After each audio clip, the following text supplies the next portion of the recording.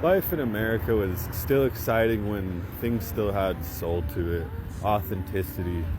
Video games aren't really fun anymore because you can't play the game to unlock the extra content. You have to pay for the game and then pay for extra content. It's kind of like how, mobile games, they're just super addictive and pay to win. And what's the fun in that when you have to pay to win something? At that point, we're not even really playing games anymore. We're just having wealth extracted from us. Isn't this fun? The first Spider-Man was a really good movie. The one with Tobey Maguire. But what does America do? They just milk everything completely dry. We had a Spider-Man series, and then we had another Spider-Man series, and then we had another Spider-Man series, and then we had an animated Spider-Man. We have a Spider-Man multiverse now. They do it with TV shows, like they're doing a Malcolm in the Middle reboot. Nobody asked for that, by the way. I think it's fucked that they rebooted Roseanne and then they kicked Roseanne off of her own fucking show.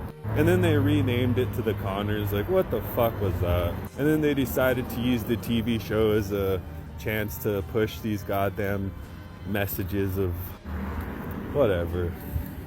Celebrities were kind of cool back in the day because, they were normal people like us. Or so we thought. Then came the era of social media, and then everybody just started showing off too much of themselves. And we get back to this whole pay-to-win system. We see all of these influencers online. They have hundreds of millions of fucking followers and likes and views and what have you. It's fake.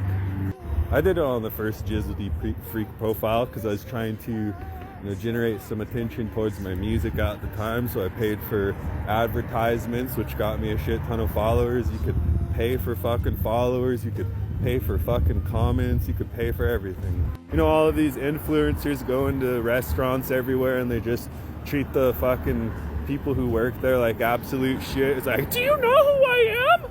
Do you know who I am? I'm Missoula's #1 influencer. You better give me a free fucking meal. Influencers are people who are begging for free shit. If you don't let me stay in your fucking mansion for free, I'm gonna give you a bad review on Airbnb. People see the regular people out in the streets and they treat them like props. They're like, yo, bro, you're in my shot. Oh, we gotta take it again. He ruined the fucking shot. It just created this illegitimate culture of celebrity around us. And these people, they're not intelligent. A lot of these people, they don't have talents. And, if they do have talents, they're not using them for anything authentic.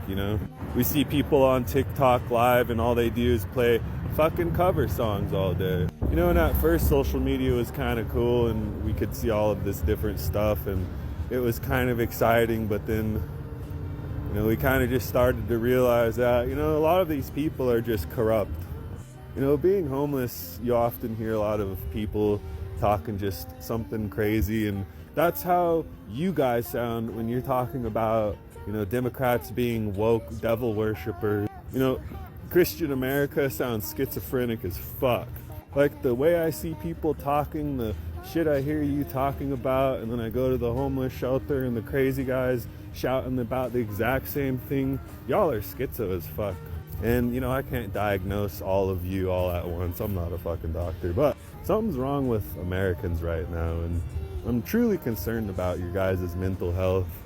Maybe I don't express that enough to you guys out there. Some people feel as if in 2026 a lot of people are going to start being themselves because they don't have enough money and they're starting to feel like they're not valuable as human beings. And if you guys are starting to feel like that, take a break. And as it pertains to no call, no shows, you don't have to explain yourself to anybody. And if you guys are ever to that point where you got the gun in your mouth, just take a moment. Just take that extra moment. Take a deep breath. If you guys are truly feeling that passionate, you should express that energy into artwork. You should express that energy into music, or just do what I do and express those thoughts in a video and post that video.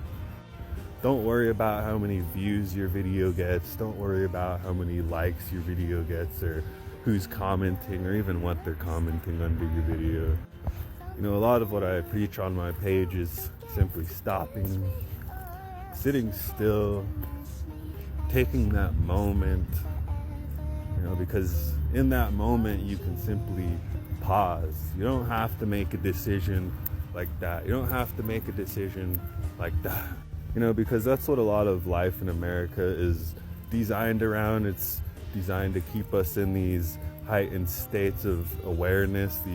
This culture is designed to keep us in a rush. So we don't have time to think about what we're doing. We don't really have time to make an informed decision, which is why I'm always preaching on my page. Just stop.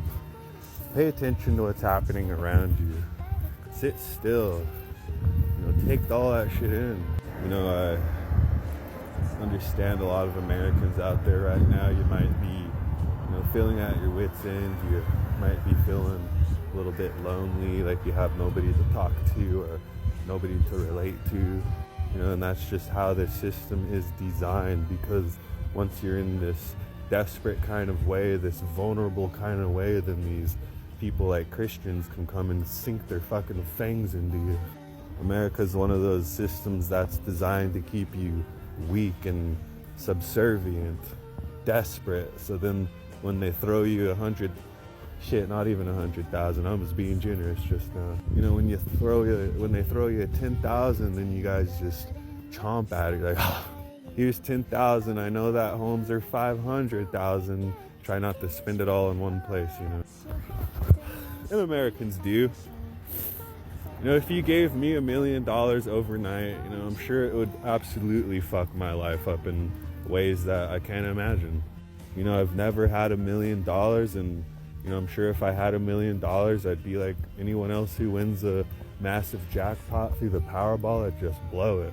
You know, and a lot of people out there, you think that money is the answer to all of your problems in life. And, you know, you guys might fall victim to the same life that I do, or the same aspects of, you know, having a lot of money that I do. If I gave you $1 million in your bank account overnight and you woke up to that, you would fuck it up, no doubt. You know, because I'm always saying that money is a drug, people. It is not a tool, it is a drug. Because how would any of us feel if $1 million was deposited into our account overnight?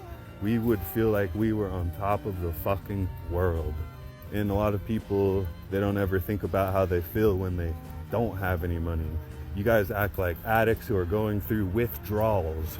You know, I think if I had $1 million, my ego would be absolutely out of control. That's the kind of power most of us have never wielded before. So I can only imagine with a lot of these people who have $1 billion or more. You know, in my mind, I kind of see money similar to cocaine.